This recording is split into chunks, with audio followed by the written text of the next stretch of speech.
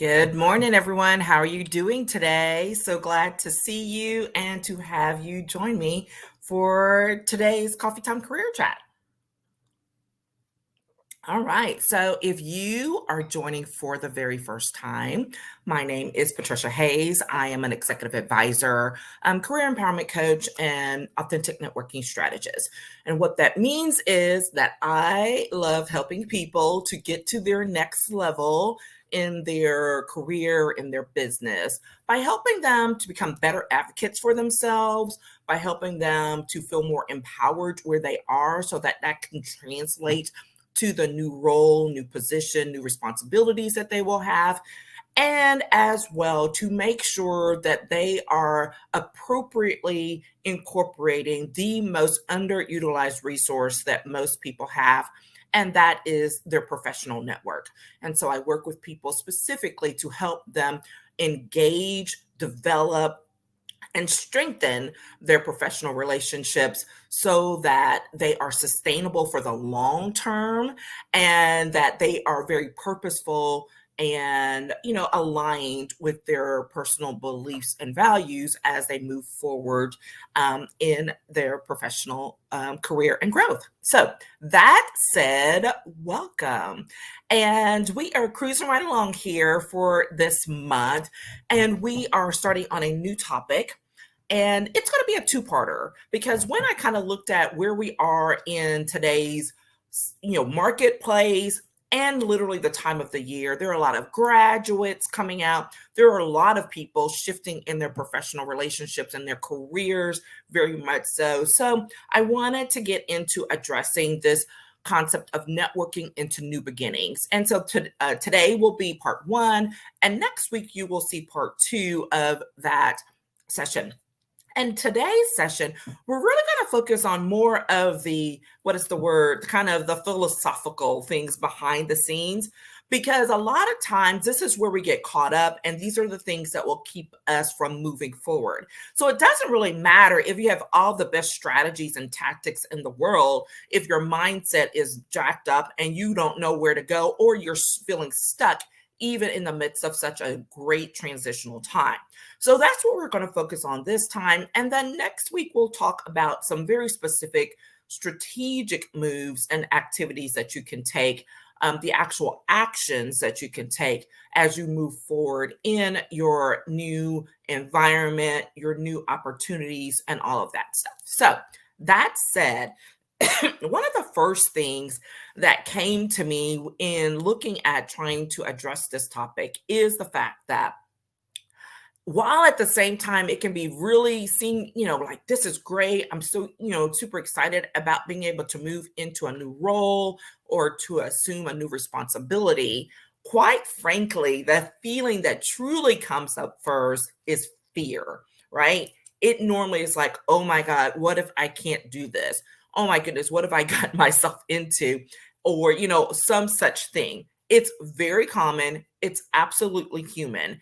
And it's not something that should be ignored because unfortunately, what people will do is try to brush it off and then say, oh, that's ridiculous or whatever. Guess what? Your feelings are your feelings and you have to address them. It doesn't mean that they have to drive the bus. Those of you who know, I use this analogy all the time, is that you can, fear can come along for the ride, but fear is not driving, right? You're driving. So that said, it's that same thing of acknowledging and reframing fear as excitement instead, right? Because just because you have that tickle in your gut doesn't mean it's a bad thing. It can also be, that you're excited about what's moving forward. And so let's move forward with that presumption rather than one of, oh my gosh, this something bad's going to happen as a result of this. Let's not go with that mindset. Let's reframe it with a positive light, use that energy to move forward in the new thing. So how are you going to do that, right? First of all, is how I love journaling. So you must get your handy dandy notebook, and make sure and write down those things that cause you concern or that are, that you find exciting. Okay. You don't want to ignore either one. You don't want to ignore either one. You need to acknowledge the fact that there is some fear there, again, because you're human and it is natural for that to bubble up and for you to question yourself. Even though you may have worked hard for it, you may have really set yourself up for this moment, that may still pop up. Okay. So don't ignore it.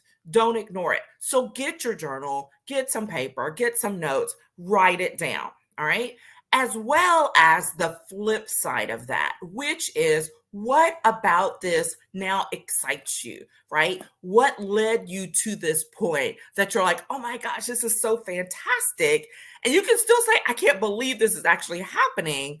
But let's move forward with positive energy regarding that, not negative. Okay. So that's definitely the first thing. The second thing is, make sure you talk to someone. And this may depend on where you are in the process. Like let's say if it's a new process and you haven't quite, you're not really there to sharing it with other people publicly. If you have a confidant, if you have an accountability partner, if you have a really close, professional friend that you can confide in or personal one, then confide that in that person. Make sure you're clear about, hey, I'm not sharing this publicly yet, but I really need to kind of get this energy out. And that really helps us a lot of times to put things in the proper perspective, right? I'm going to say proper perspective rather than the right one, because um, a lot of times it's not a matter of it being right or wrong. It's just about it being appropriate for where you are. Does that make sense? And so, because a lot of times if we start talking about things in terms of what's right or wrong, then that generates a whole bunch of other, potentially negative things or blocking. And that's not what we're trying to do. But let's say what's appropriate for the moment. And so when you get to that, what's appropriate for the moment perspective, and have some conversations with people that you trust, even if it's just one. Here's the reality: just getting that off your chest for most people is so powerful. And it's really like, woosah, like, okay. And it makes it real. First of all, it makes it real for them because they've expressed it to another person. And now you can get more grounded in the realities of, okay, this is happening. What do I need to know? What do I need to do next? Okay. So make sure that you're reframing, the opportunity from fear to excitement, and that you are, making sure that you document what causes you concern, that's bringing that, angst or that fear up, but then also the excitement piece of it and what you're excited about with this new opportunity and how you can build from it. And then ultimately, sharing, having a quick conversation with someone that you trust, about what's happening so that you can be able to get grounded and be ready for what's next. All right. So that's the first point when you're networking into new beginnings. The second thing is you have to make sure that you're ready to explore with fresh eyes. This is one of those things that catches people off guard, and I'll tell you why. Because whether you are a new graduate and you're ready to go into your first job, or you're transitioning because you've been working in the workplace for a minute, or you're at another level and you're transitioning into a greater responsibility, whatever it may be, the importance of addressing things with fresh eyes is crucial. Here's the reason why. You do not want to get caught up in old baggage.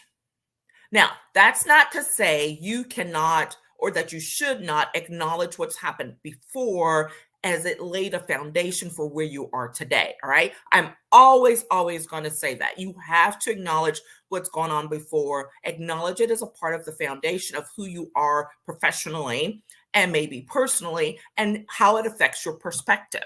But what you do not want to do is bring things forward with that assumption that's the way things are going to be and how things are going to be influenced moving forward. Does that make sense? So Here's the reason why. Again, you do not want to be limited in your mindset. Just like we needed to reframe that fear to excitement, we also need to reframe our previous situation into our new situation, because there are things that may be relevant from our past experiences, but not to the point that they are the only things that should direct. You need to be able to look anew with where you're going and be willing to do so. So, in other words, take the blinders off. Because when you're starting a new job, a new role, a new business, what you do not want to do is go in with blinders on. You want to be able to have as broad a view as possible. Now, there's going to be someone out there who's going to say, oh, no, you need to focus, focus, focus. Here's the thing: when you're starting fresh, if you focus in too closely, you're going to miss out on some things. And we'll talk about that in a second. You're going to miss out on some things. So it's not to say that you're taking the blinders off so that you can go do everything. That's not what I said. It's so that you can see and be open to receiving those things that you otherwise might not have seen, right? There may be new opportunities, there may be new people, all of that come as a result of this fresh start, of this new beginning, this new job, this new role. Okay. And you want to be able to observe, take in all of those things so that then you can make an informed decision later about what doesn't fit, what's not aligned, what to exclude. And I say that because you know how strongly I feel about taking action that's sustainable, because you may have or come across something that's not a good fit for today, but that does not mean that you should exclude it when it comes up again in 3 years or maybe even a year. But if you put the blinders on, you don't even know that and have that as an option. And you don't know that that's going to repeat itself and show up again.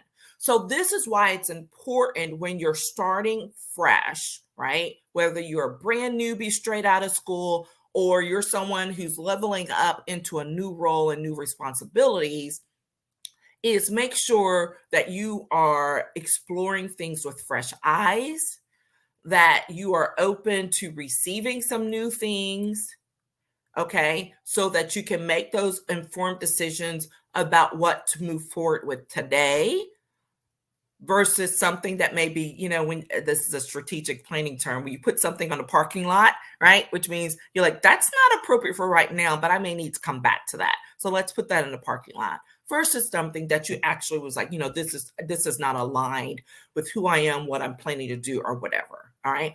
That is the important distinction that has to be made in this process. Okay.